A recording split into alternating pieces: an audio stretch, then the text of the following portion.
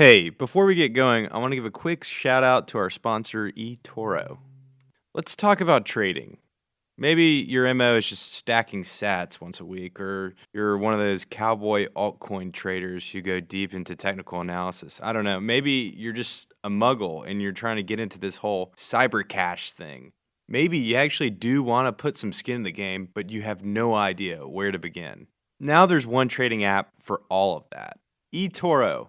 It's a trading platform and mobile app that lets you buy and sell cryptocurrency. And it's also the #1 social trading platform in the world. Listeners, you might even be asking, what the hell is a social trading platform? Copy trading is a feature that lets you mirror the actions of top traders on the platform. This way, you can learn about due diligence and all the other technical things it might take months to pick up on your own just by copying the behavior of the top traders on the platform. So head over to eToro.com and get started on your portfolio today. eToro, smart crypto trading made easy. You need to embrace capitalism. Anarchy! Anarchy! I don't even know what that means, but I love it! It is this hope which is the lever of progress. It's my favorite Fed. What's up, everybody? Welcome back. I'm Dave Hollerith. That song you just listened to was by Mr. Pseu, our guest today. But before we get into the interview, I just want to bring up the fact that Bitcoin 2020, the official conference for the Bitcoin community, is happening at the end of March, and we're hosting. Leading up to March 27th and 28th, I've lined up a variety of different interviews with darknet market vendors, Bitcoin company CEOs, and privacy experts. The idea here and for the foreseeable future is to keep you informed and educated about what's going on in the Bitcoin community as well as what's going on outside of the world of Bitcoin, whether it's in history, the economy, technology, or some other part of the internet, to help you understand and think on your own about the nature of value itself. Heady stuff. Also, next month, our very own CK Snarks has a 4-part interview series with Bitcoin Tina.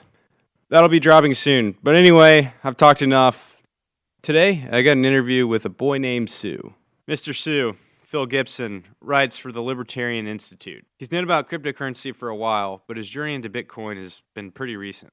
In that way, I think he offers a pretty fresh perspective for those of us who have been in the space for a while, myself included. Pseu also just wrote a piece called Bitcoin is Dead. We talk about that, libertarianism, the Lightning Network, music, and a ton of other stuff. A quick FYI and shout out, Pseu is a musician, and we're using his music for our intro and outro. Hope you guys enjoy it. Alrighty, here's the interview with Mr. Pseu.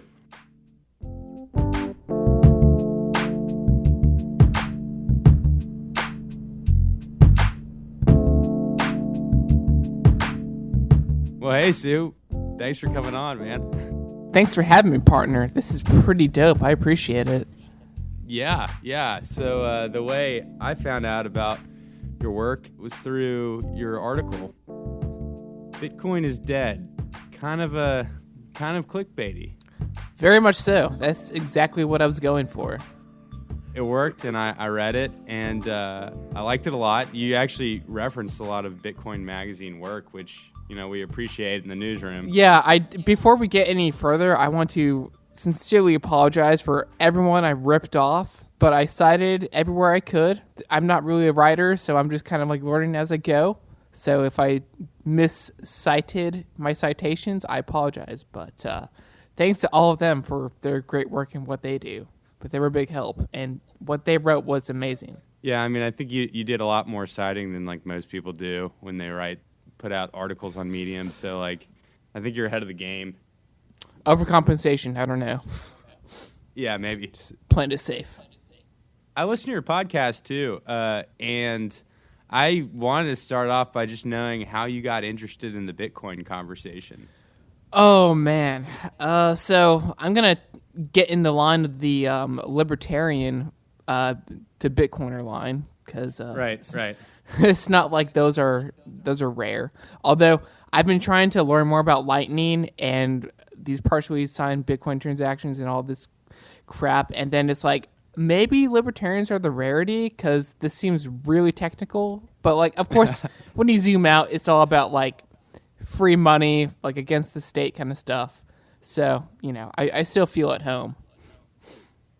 Yeah. Lighting stuff actually gets really complicated really quickly. Like, as ironic as it sounds, I'm so glad layer 1 is so basic, which it's not, but it still is to some point.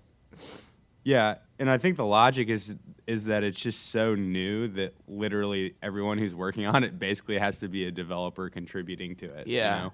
I finally forced myself to learn something, and I just started trying to learn Python. But then I got so distracted by learning like my own command line and just learning how to make like your own directories and stuff. So I have a ways to go, but as long as I can be on that same kind of like wavelength, or like maybe a wavelength of like how developers think, then at least if I'm kind of like in that same mental frame, maybe it'll just be easier for me to understand like what all is kind of going on. Totally, yeah. Because I've noticed too, developers have trouble. I mean, it's not their job. They're trying to figure it out, so it's not their job to communicate what's going on. And so there's like naturally like a separation between them, how much they know, and everybody else. Yeah, and it's kind of funny in tech in general when you talk to a developer, especially if you're coming at it from a not tech perspective like myself, you never get a yes or no answer. And it's so goddamn frustrating. It's like, does this mean this? It's like, well, it depends when you're... Stop. Like, no. But, no, it's... Like, God bless him, man. Like, we need people working on that. I was listening to the TFTC that came out today with David Chow, and it's just amazing how he was working on Bitcoin in high school. That is crazy. Like, what am I doing with my life? Like, why am I on this earth? But we need people like that. Yeah, some people find it early, I guess. And then you just like get into Bitcoin, and then you like Bitcoin, and like Marty, and even I was listening to Citizen Bitcoin. Brady mentions all the time too that Bitcoin is like the Renaissance, the next Renaissance, and it's forced me to learn about economics. It's forced me to learn about tech, and just like computers in general and how the internet works, and like as simple as like packet switching. And it's really cool how everything is kind of like copy paste of what's happened to the internet already, like on Bitcoin and on Lightning especially. So I don't know if that was like intentionally planned, like from the get-go. Maybe that's what Satoshi kind of like mapped out. Like, well, just copy what the internet did. It'll work. I don't know. But even like the philosophy and game theory, it's a renaissance. Like, it forces people to like be better, or brings out a potential that they didn't know that they had.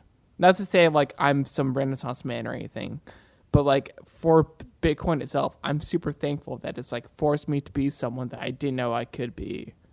Yeah, what do you mean by that? Like what you've learned?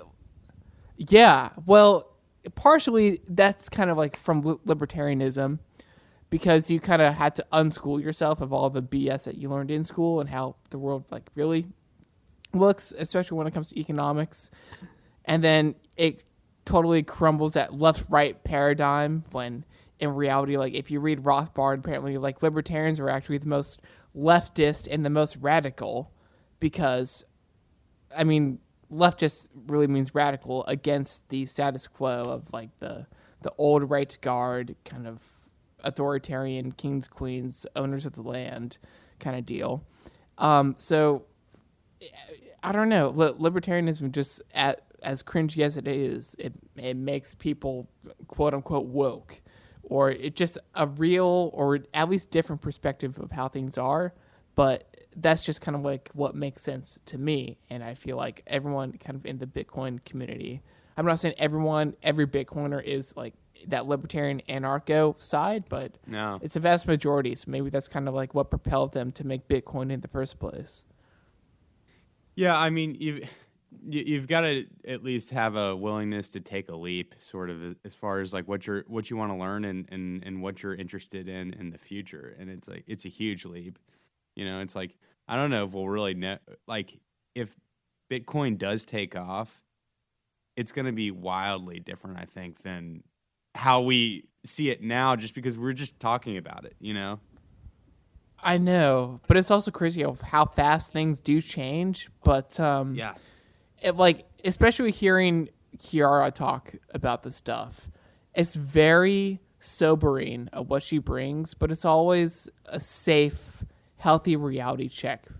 Like, some of this might sound too good to be true, but we should at least be thankful for what has become of it, and be humble, stack sats, like they say. Just have this even keel thing and do what you can to contribute to the community.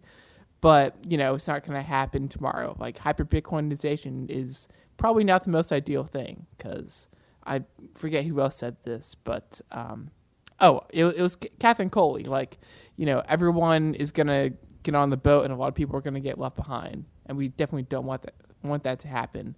We want to take, of course, the anti-Silicon Valley approach, like, move slowly and don't break anything.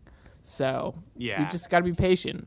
Yeah, I mean, I think that's one thing, too, about the Bitcoin space, which is interesting, is that I see both, like, the anti-Silicon Valley approach. That's what I was, like, why I was initially attracted to cryptocurrency. But then I also do see people trying to come in being like, because I think we do believe that it could potentially make a better world. And, I see companies running with that slogan all the time. So it's like, it's a little bit of both. It's appropriate on Lightning because that allows the flexibility. But, if what Saifedean says is true, that as long as layer 1 is the strong, cohesive core, and it's supposed to make the central banks just abide, Lightning's kind of like the guinea pig test of that. For sure, think about it. Yeah. So I mean, not calling Lightning the Fed by any means. Okay, no one freak out. But it really is like this is our time to like test ourselves, and how fast can we move and how fast shouldn't we move? Yeah. Okay, so let's actually get into your article. Yeah, let's do that. So you bring up a bunch of realistic. Your article is basically explaining with real world examples why Bitcoin grew in 2019, and you kind of started off by like basically debunking the hype and FUD around the idea that Bitcoin is dead. So why did you write this? Well, I kind of say it in the first paragraph that I had just people in the community and friends and, of course, the media. Like, I point out on LinkedIn, it said on the side, if you think Bitcoin's not trading, it's because it's not. And reading Bitcoin Magazine, I cited the article of, there's a lot of hodlers out there. So people are actually believing in it. What the mainstream media is putting out there isn't true. They're just being intellectually dishonest. And, that could be just a fine example of them actually fearing its potential. Like I mentioned later on about the congressman that wrote that open letter to the Federal Reserve of, people can go read the article. But I really kind of wrote this to, one, give myself like a high level understanding of everything that I did understand about Bitcoin, just to like double check, and really just I wrote it for other people as well, especially newer people, because I tried to give the high level ideas of like how the network works and what it is, especially the second to last, or really the last paragraph, talking about like Nick Szabo and unforgeable costliness and hash cash. I wanted to put these basic principles out there about what Bitcoin is and how it works, and take real life examples of how it's actually impacting the world and how people are benefiting from it. Like the right people are benefiting from it and the right people are afraid of it. So because we have these tangible examples, I thought it was a great opportunity. And of course, whenever there's FUD out there, you got to debunk the FUD. Yeah. And you actually mentioned modern monetary theory. Did I mention MMT? Oh, philosophy of monetary value. Okay, not MMT. Yes. Not neo-Keynesian stuff. Yeah. I mean, as I said, simply put, this theory claims monetary value is a thing that exists and is the same theory that Szabo used when he created Bitgold, and such value should come with unforgeable costliness. So basically, a money has to have a value. That's just plain and simple. That's what it is. And like, where does it get its value? Well, like the Austrian theory is like value is subjective, but I mean, it's subjective, but also based off of the properties that a money carries. And in this case, what he wanted to do is replicate gold, because gold is scarce and it's really hard and expensive to actually produce out of the earth. And he had to recreate that through Bitgold, or really Bitcoin. And he did that by using Adam Back's Hashcash, the proof of work, because I kind of like to think of Bitcoin itself as like this ball of energy kind of deal. All right, go on. I just, because it's a bare asset, so it's a thing. It's created like with energy, from energy, and I just kind of see it as like this glowing golden ball of energy. And it's like a bare asset, because if I send you Bitcoin, like, it's your Bitcoin, it's not mine anymore. It's not like email where I have like a copy of it and you have a copy of it. Like, maybe we have like some sort of receipt, but like it's almost like this tangible thing. So yeah, I mean, as far as like the monetary, like philosophy of monetary value, I mean, that's just kind of like straight up what it is. Like, money, like as a philosophy, like money is like a thing. Like, the value of money exists. So you have to have all these properties that actually are going to give it value. And I mean, Satoshi did exactly that by using proof of work and all the other great properties that Bitcoin has. But that's kind of what I was trying to get across.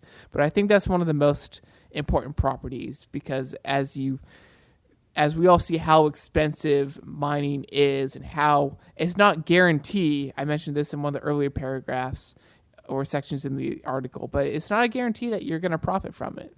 So I mean, the fact that Fidelity and Riot and Layer 1, like all these mining companies are forming pools, and probably because of like the hype cycle of this year.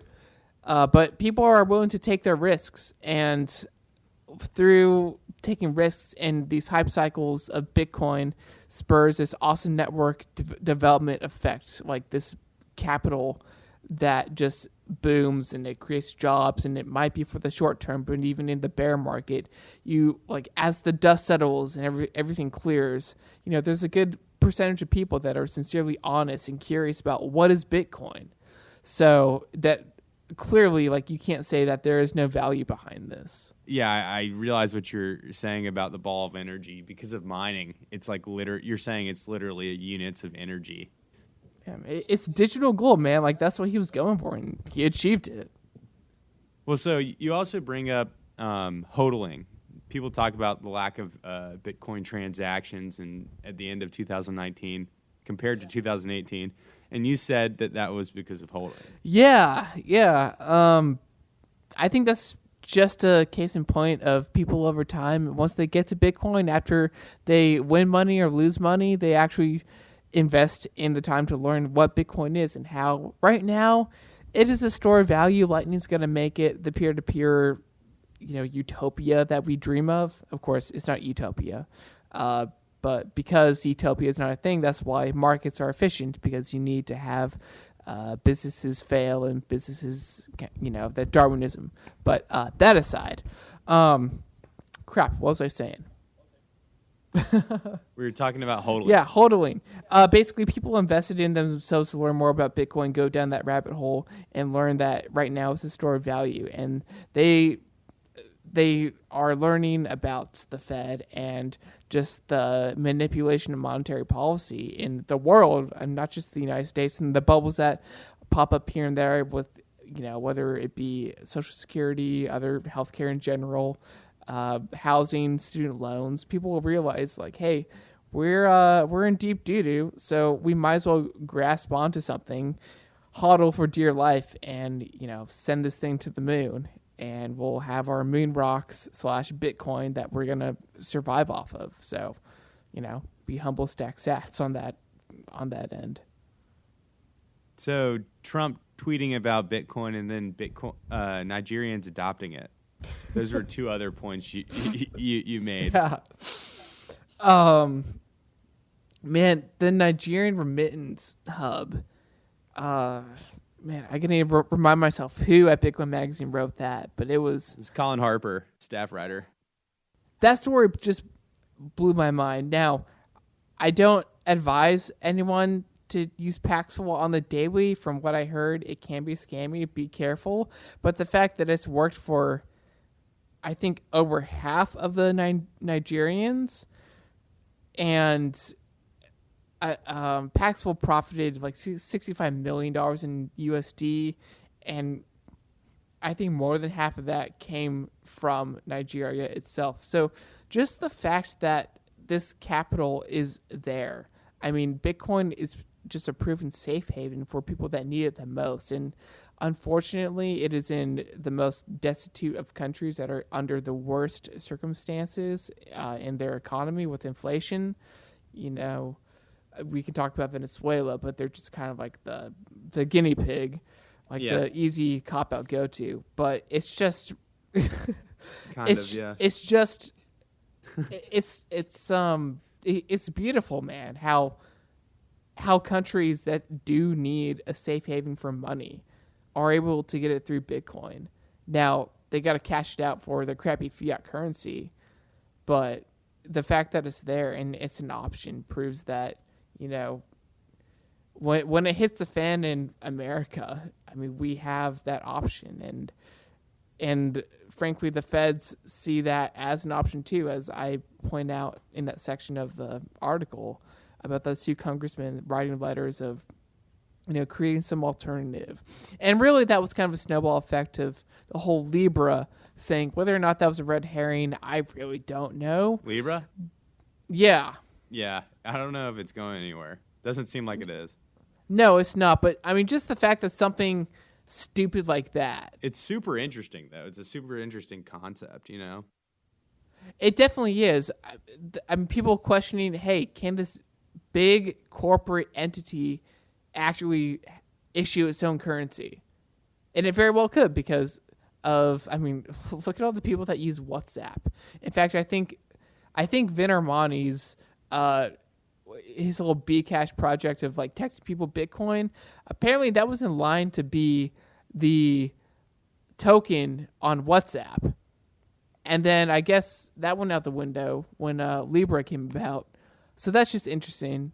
But the fact that there were other contenders to like do that. Yeah. But the fact that the government was going to shut it down either way, I don't know if it was in Facebook's favor to be a large corporate entity, or maybe they were just trying to grandstand and get some more, access to state funds and, you know, tax write-offs. I'm not sure. Yeah, I mean, I think about Disney Plus. Disney Plus added like something like 2 million. I have no idea what the exact number is. They added a lot of subscribers within like the first 2 weeks of going live. And I think they did it through Verizon customers. And like, oh, wow. You know, that's like the thing about Facebook, though, is that they could do it. You know, Disney Plus did it with a streaming subscription. I mean, obviously it's like much harder to do it with money, but it's like kind of interesting to think about just because, you know, I think people talked about it, but you don't really know what that looks like until you see a company try and do it. Yeah, I don't know, man. I mean, take Hayek's use of knowledge in society. Like, we can't predict the future, and it's anyone's call, really. Yeah, but I mean, I feel like we're in agreement about how the real use case is for the thing that's open source, like Bitcoin, the thing that's decentralized. Oh, no, definitely. I mentioned this in the article too, just the mere fact that people all around the world, it's not nearly enough, but the fact that people all around the world are running their own full nodes, voluntarily contributing, and they don't have to, but they all understand the value that Bitcoin is providing. And they're seeing it through these examples, whether it's Nigeria or Argentina or Venezuela. So it's great how it's just like incentives work, but it's not, it kind of goes beyond incentives as well. It's just people being nice, for lack of a better word. Yeah. What are some like recent real world use cases you've seen that you haven't mentioned in this article about Bitcoin? I don't think there's really enough, but one thing I did want to share was my own experience, and it's of all things, the reason I was able to become maximal-ish with Bitcoin was, one, my customer experience with it, or like losing my Bitcoin virginity, as I like to call it. But I used it to buy my VPN on my phone. Oh, yeah. And why the hell would I have to call up and ask like my branch chairman of my bank? I don't know. But I was buying a NordVPN, and Nord was like, consult with your bank or whatever. And I had to wait 20 minutes on the phone, and the lady's like, oh, you need to call the branch. I'm like, this is ridiculous. I'm just going to do this with Bitcoin and see what happens, because there was 3 options, I think. It was Bitcoin, Ethereum, and Ripple. And I kind of mentioned that I came from more of like an altcoiner side, I think. Vinarmani and Sal Mayweather, who's like still a great friend. He was actually the first place I was blogging on, was the new TNL blog. Uh-huh. The new libertarian. Is so embarrassing. Like, I somewhat identify with it, and I still have trouble with the word. But it's coming from this altcoiner perspective. And then I heard another friend, Donnie Gebert, on Freeman Beyond the Wall, and he had this talk about, the fiat apocalypse, and we should really start looking into all these altcoins with the uses. So I bought, my first cryptos were basic attention token, because it was like JP Morgan, but play it safe, and the Hilton uses it, so there's a use case with that. And I bought Bitcoin Cash after that because,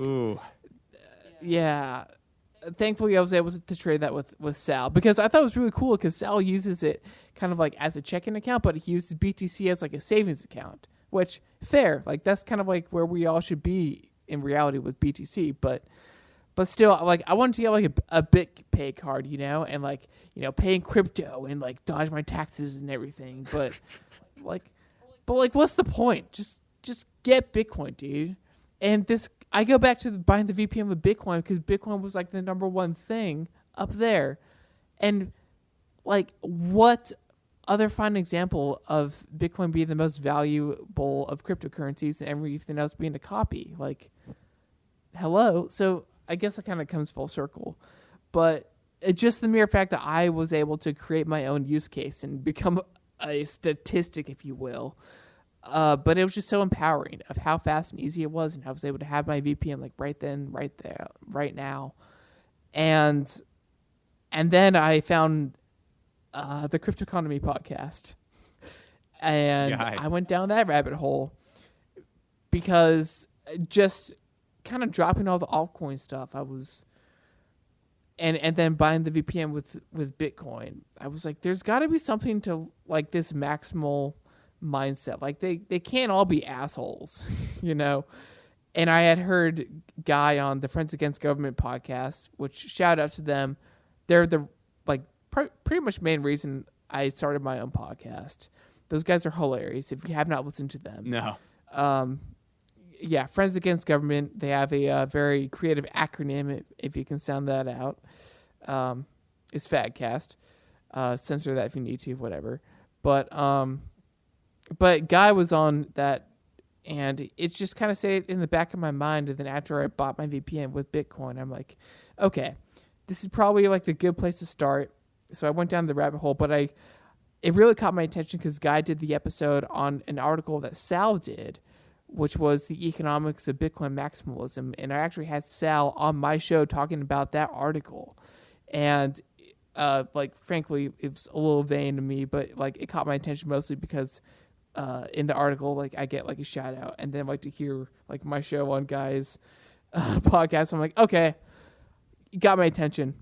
And then I heard that episode, and then I listened to probably hours, years worth of stuff, and it was great. And especially him reading stuff from the Mises Institute. Yeah. And it kind of went back to my libertarian roots. And, thank God for Dave Smith. Otherwise, it wouldn't be a, anarcho-capitalist. So, yeah. If we can have more use cases of, like, buying VPNs and, I don't know, I guess I'm kind of asking for more status barriers in a way, which no one wants. But, I don't know. What about you? Like, have you seen any other awesome use cases of Bitcoin? Yeah, I mean, I'm mainly looking at like economies, so like places where it could be necessary, and I look at like Lebanon as like a pretty good use case. They have like a pretty bad economic crisis right now, and the banks. Thank God for Saifuddin, then. What? I said, thank God for Saifuddin. Yeah. Is he Lebanese? Yeah, I didn't know that. Yeah. I'm pretty sure he teaches at the University of Lebanon. I don't know if he's in the States like permanently. I'm not sure, but I'm pretty sure he's from there. I should track him down and figure that out. Yeah, get him on the show. Yeah. No, so a lot of times I look at like economies, like China. I think is interesting. It looks like there's a lot. There's a lot of crypto flight out of China. A lot of people who are getting their money into crypto in China. I guess is a way to protect it. And that really goes into all the sovereign, like, individual articles and the privacy aspect of, and like just Bitcoin providing that option to opt out. Yeah. Like that's what those people need.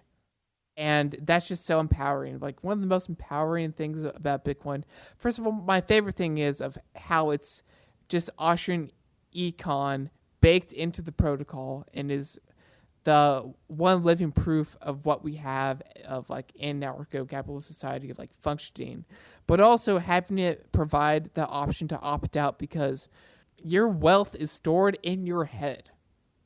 Okay. And no one can take that away from you unless they shoot you. But I mean, what good does that do? Because then they don't have the information because it was in your head and now it's in your soul. Find a way to heaven or whatever you believe in. So it's just the notion of being a sovereign individual. And maybe I'm putting too much stock into that because Bitcoin is not the global standard currency yet, hopefully, fingers crossed. But again, we have to like take this slow, as I said earlier. But just everything that it does have to offer.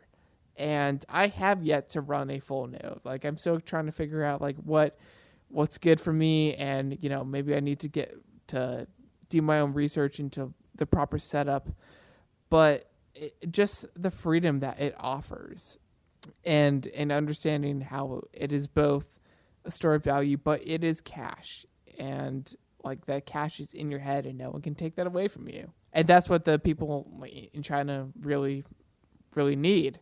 And unfortunately, they are having. I think they're gonna be used this bastardized version of a blockchain, where whatever they do is pretty much it's like a surveillance state. I guess we kind of already have that now, as far as having our payments being tracked. I mean, hell, I almost got flagged for trying to buy a VPN, but this is what the people in China really need at this point, is like true freedom of money, because Bitcoin, of all things, it is like the Use of Knowledge in Society paints this beautiful picture of how Austrian economics is pretty much FU to the central planners. Like, how dare you try to dictate my life and tell me what to do and what not to do with my money, especially if it's Bitcoin.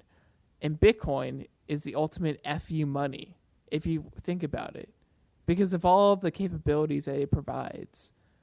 So that's really kind of like the most recent shower epiphany I've had. Like, you see whether it's like Ty Lopez or, these $1 billion whatever people, like the true FU money is Bitcoin.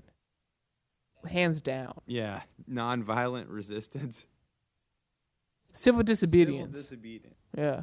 Yeah, that's Gandhi. But weird question. What's your retirement plan? What's retirement? Good point. What's a mortgage? Like, I'm not planning on buying a house, dude. Like, Where do you live anyway? I live in Austin, Texas, which Oh, nice. apparently is the mecca of Bitcoin. Yeah. Well, I mean, there's no mecca of Bitcoin. It's decentralized as fuck. Dude, yeah, fair point. God damn me, that I just spoke blasphemy. I'm sorry. No, there's definitely a lot of people in the Bitcoin should have community me in on the Austin, show. though. Oh yeah, I guess I'll spoil it. I interviewed Parker Lewis this past Saturday, and I'm gonna start going to that Bitcoin meetup, which is the Bitcoin Dead meetup. So, even greater incentive to be less shitty at coding. So I'll be way behind on what they're working on, but as long as I'm a fly on the wall, just soaking up as much information as I can. I can't say I'm not gonna learn anything. So at least there's that. But it's amazing, dude.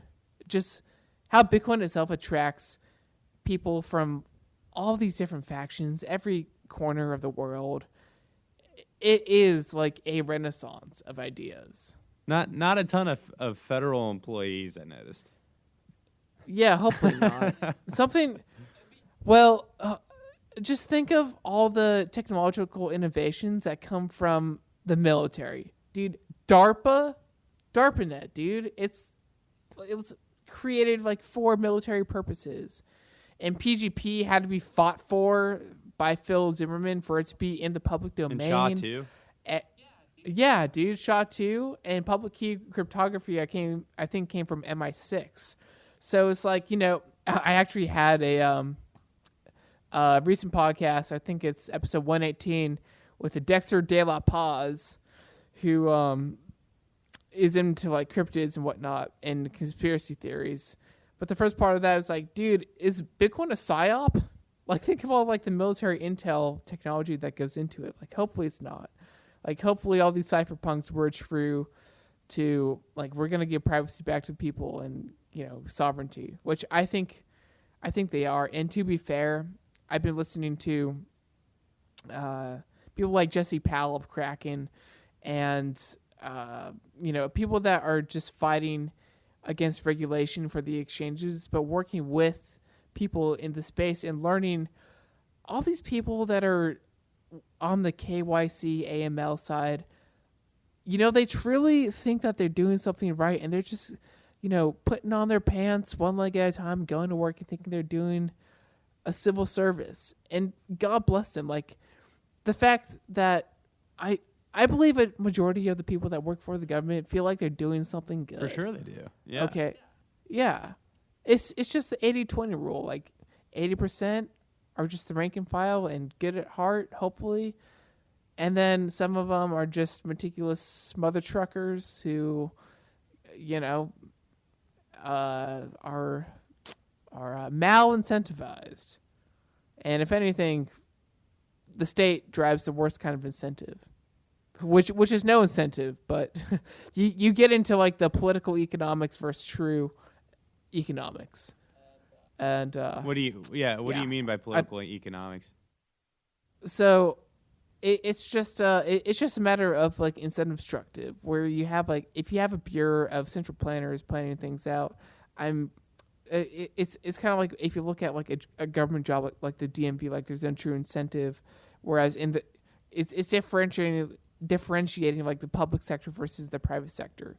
Like, this is, I think, chapter 4 in the Ron Paul manifesto that I'd encourage everyone to read. But, it's just like, as the state, all it does is consume off the private sector, the ones that actually put their own funds into risk, and, the market trying to be at play the best that it can and trying to fight against the arbitrary like barriers to entry with taxation and everything.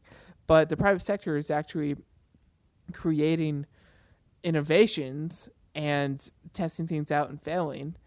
And you have the public sector who are just, through taxation, taking all these resources and misallocating them. So, that was a very like high level maybe lack of understanding of how that works. But, I'd encourage people to read that chapter. I think it's chapter 4. But again, like military tech, a lot of innovation came from that. So it's kind of a lot of the times when you're trying to figure out the answers of the world, you kind of contradict yourself. So it's always a nice reality check to just constantly check yourself and like prove yourself wrong or right. And I don't know. No one has all the answers, but you don't want to like stop yourself from trying to learn. Yeah. So, yeah. Sue, I got a random question. Yeah. If you had to live in a different time period and you could pick which time period would you live in? I don't know, like watching Dazed and Confused and like being a music fan. Like I play guitar, so saying that I saw Led Zeppelin back in the day would be pretty cool. Be but sweet. even in the 70s, I could find something to bitch about. That's a good But point. Yeah. yeah, probably then. If I was a boomer, I guess that'd be pretty cool. Like be born at the late 50s, and you can like, as a kid, live through the Beatles, and then like when you come to age, that would be like the right time to like start a band, and then you could have the choice to like take like the Led Zeppelin-ish route, or like the punk route, or hell, even be born like in my parents' generation, like the late 70s, and like go through those eras. Which I think there were some questionable times in the 80s. Some of the hair metal was Dude, I love prog rock. I'm gonna upset some listeners maybe. Like the prog, I only recently started really respect Rush after watching the documentary of them on Netflix. But yeah, dude. All right, you gotta check out ELO. You gotta check Yeah. out Yes. I just don't like. I know there's math rock. I just don't like music that has to make me think Dude, too so hard. many people give so much shit to prog rock. I have mad respect for it. Like I know there's good prog out there. You need to send me some links. Yeah. I bet most of our listeners do not give a shit. Give a shit about what? Like no, music in general? prog rock. But Oh, they should. yeah, well, Like Tom Woods, man. Like the anarcho-capitalist, like loves prog. and Neil Peart. Oh, Oh yeah, Godspeed. remember him? He was a drummer, insane drummer, and he He wrote wrote most of the lyrics. I think his best lyric that, Yeah. like, at least pertains best to this conversation is even if you choose not to decide, you still make a choice. It kind of goes hand in hand. It's like I think it's in the book The Stranger, Camus. where the whole yeah. notion is like nothing matters, but that's why everything matters as well. Godspeed, Neil Peart. Really, I'm a musician first. Really? Yeah, man.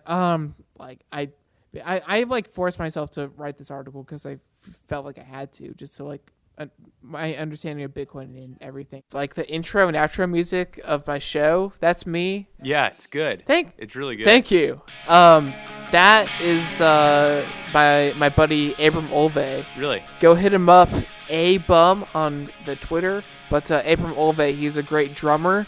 He was drumming on that and he produced it. And then I wrote the lyrics and the guitar and the everything else on that. Like the chorus is "Come for the scandal, stay for the content. Every time you suffer, you're one step closer, right where you're supposed to be." And I don't know. I just thought that was something like really powerful. Everyone can relate to. Like when you think something sucks, you just make yourself stronger. Not to rip off Kanye or anything, but I think that's a good thing to remember, especially as Bitcoiners. And, as tough as it is when we're trying to figure out, what is this scaling thing going to look like during the bull run? When layer 1 gets clogged with high fees, like is Lightning going to be able to scale and even compete with fees on top of that? So, it's kind of like trying to get over those obstacles and really getting over the obstacles of understanding how Bitcoin works and just getting over the obstacles of like your daily life as well, and just challenging yourself to learn and better yourself. So that's kind of like what the whole song of that was wrapped up in. But I've been playing guitar, not as much as I wish, but I started when I was 10, and wanted to like join a band, but it's really hard to find the right people to jive with. So I don't know, I got stuck doing podcast and Bitcoin stuff. So hopefully it doesn't turn into a complete waste of time. But of all the ideas for articles, what I want to do is encapsulate that like in a song, because whatever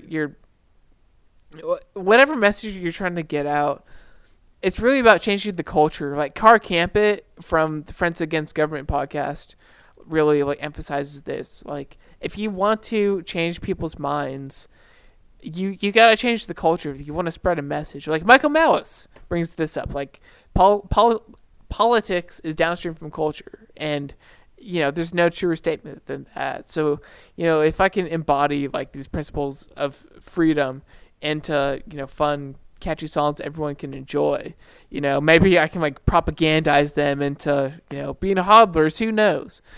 But once I can get like the time and resources to like really buckle down to like focus on like music and the podcast full time, like that's hashtag goals right there. I feel like a song about Bitcoin, I've heard a few songs about Bitcoin, and I feel like a really good song about Bitcoin would not have lyrics about Bitcoin. Yeah, I mean, you gotta be really, because if it's like Bitcoin and you make all these like proof of work puns and shit, like it's not gonna fly, dude.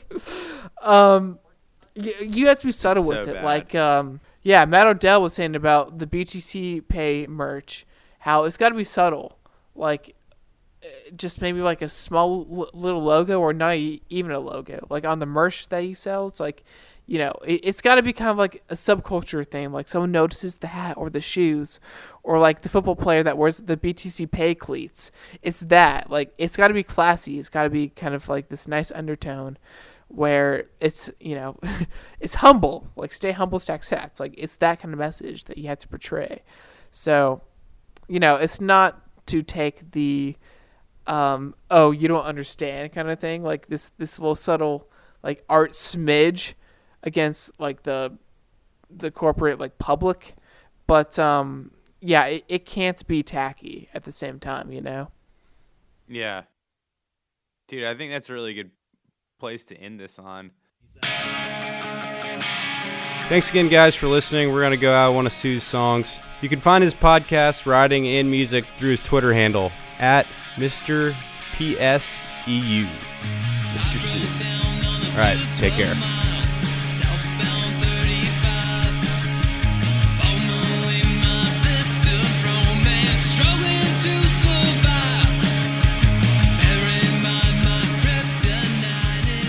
The Bitcoin Magazine podcast is a BTC media-produced podcast on the Let's Talk Bitcoin network. You can find us on Twitter at Bitcoin Magazine, and you can find out about other engaging shows we produce by subscribing to our feed on iTunes, Spotify, or wherever you get your podcasts. Thanks for tuning in. See you next time.